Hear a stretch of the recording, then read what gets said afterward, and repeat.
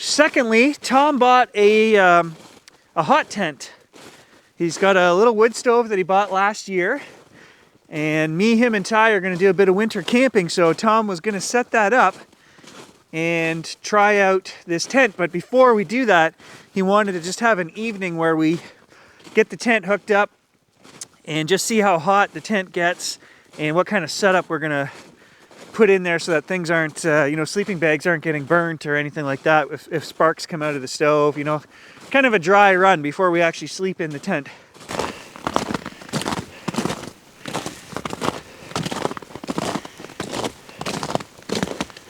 Okay, so he's got a ridge line set up.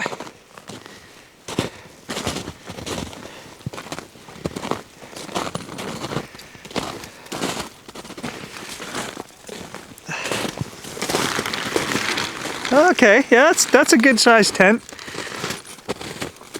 Big enough for 3 and a dog, eh, Mr. Gage? Maybe 2 dogs. Maybe you can bring Finley.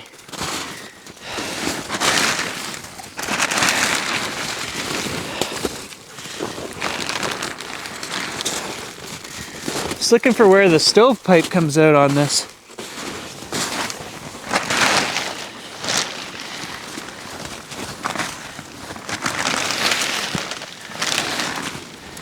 Huh.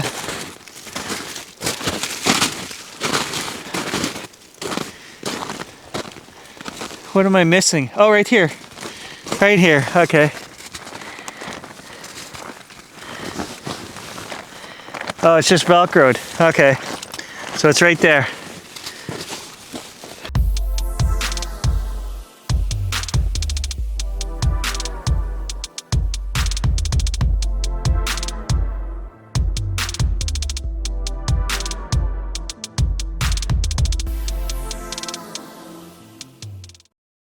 I'll give you guys a little update on Grant's channel as well.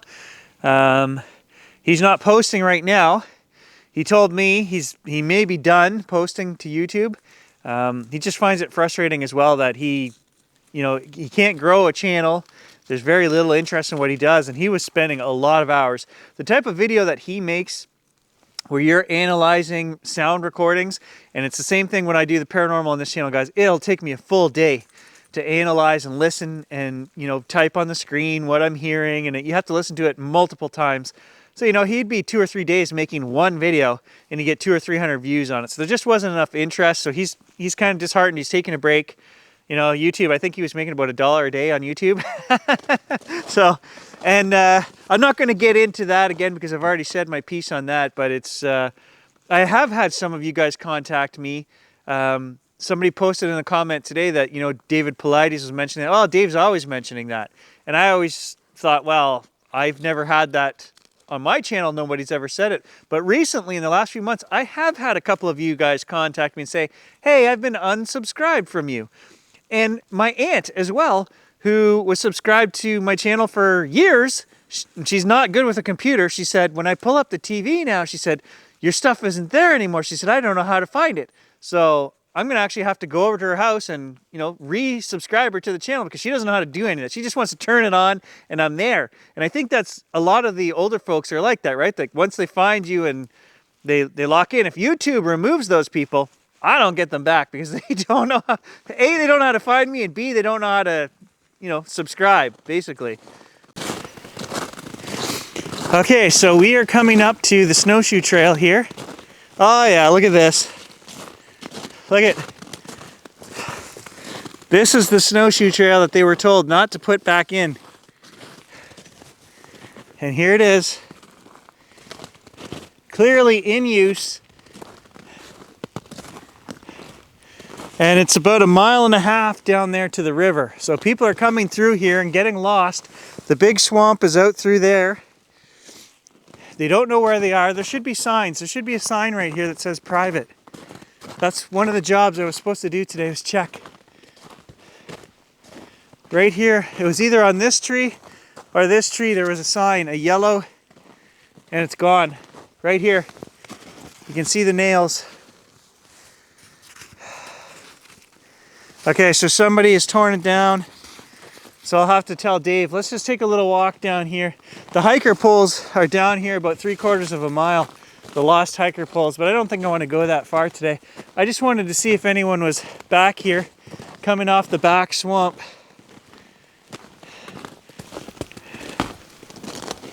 Here in Canada, if you spray paint a red circle on a tree or a fence post, that is the same as putting up a no trespassing sign.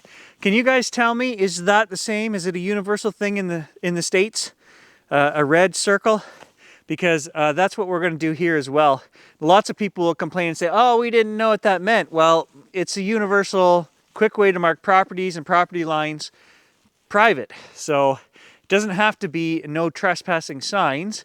You can actually be charged if you inform people, even if they're ignorant to the law and they say, oh, I didn't know that, they can still be charged. But here in Canada, they're usually not charged unless you tell them or escort them off the property once and give them a warning. And then if they come back the second time, you can charge them. And so you got to make sure you have some proof, get your phone out and film, you know, hey, these guys were on my trail and I told them politely to leave, kind of thing. That's how it works here in Canada. You know, contrary to what some of you American states do, where you shoot first, ask questions later. We're polite. We have to escort them off or give them a warning anyway, first time. Second time, we don't have to be as nice. We can call the cops and say, hey, and it's an automatic $500 fine. And depending on what you're doing on the property, if you're hunting or, you know, lighting fires or, you know, camping, stuff like that, there's various things that can get added on to that original fine. So the 500 is just the minimum. Hey, you were where you weren't supposed to be and you were already told. You want to go back, buddy? Come on, let's go back. Hey, nobody's coming through here right now. Let's go back.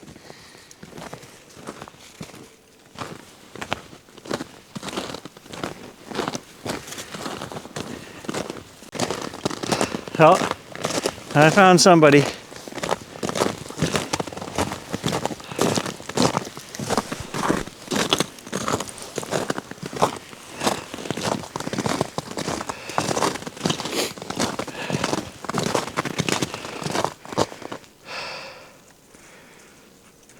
It's not Sasquatch. Just Tom. Hey, nice to meet you over here.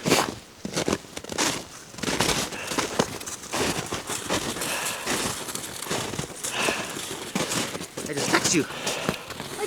Oh, we walked out to the big swamp looking for trespassers and we checked out your tent. Yeah. The signs are down. That's why people are walking back. There's no private sign. Isn't there one broken one? No. Well, further if you go up towards this. Dave's, but not where it comes off the big swamp. Yeah, they don't last, those signs. No. I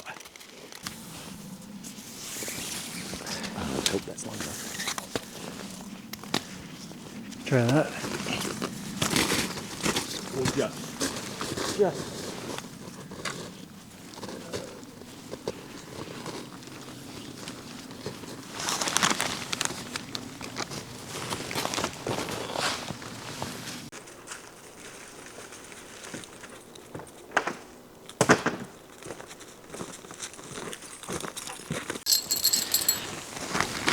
So that's like an insulated. Yeah, what's a fire retardant? Yeah. Okay, so it's Velcro. I noticed earlier that's just a Velcro patch where the stovepipe goes through there. So these just Velcro on there, on the inside.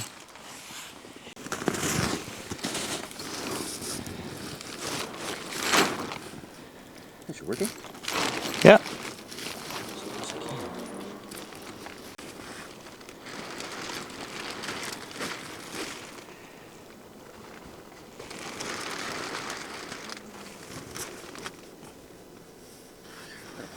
Now, anyways, to get the... Well, because of the winter and the snow, we're using every little spruce tree we can find. That little guy there will work. I think I might move this wood to this one, so it's pulling this way. Sure. What do you think? Boy Scout Tom can't be wrong. Give her a go. It looks a little crooked right now, so yeah, there's lots of room in there.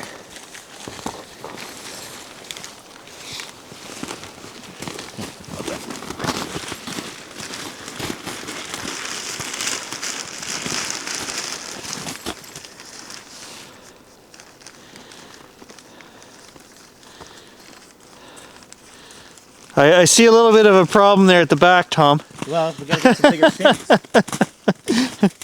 Whoever's sleeping in that corner, it's going to be a little drafty. Late afternoon.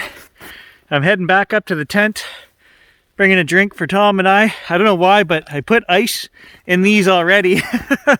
It's bloody cold out here.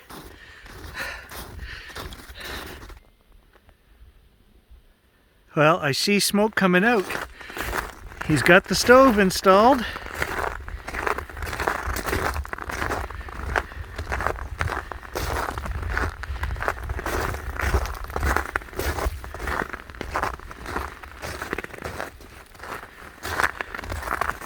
Hey, you been working?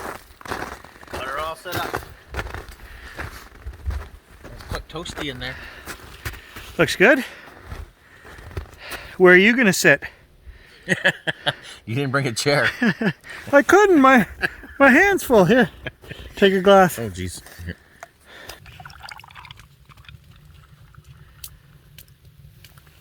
It's light, so it's good for your waistline. That's what I need to worry about. Yeah. Hey, cheers to a new tent, man. Hey.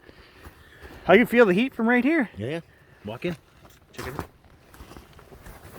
Oh yeah, it's warm. Just gonna close this up a bit.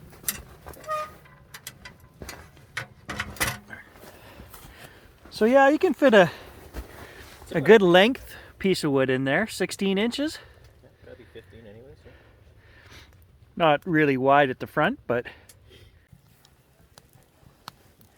yeah, it holds a fair amount of wood actually. It is. Like I say, it's a small opening, but. Fine.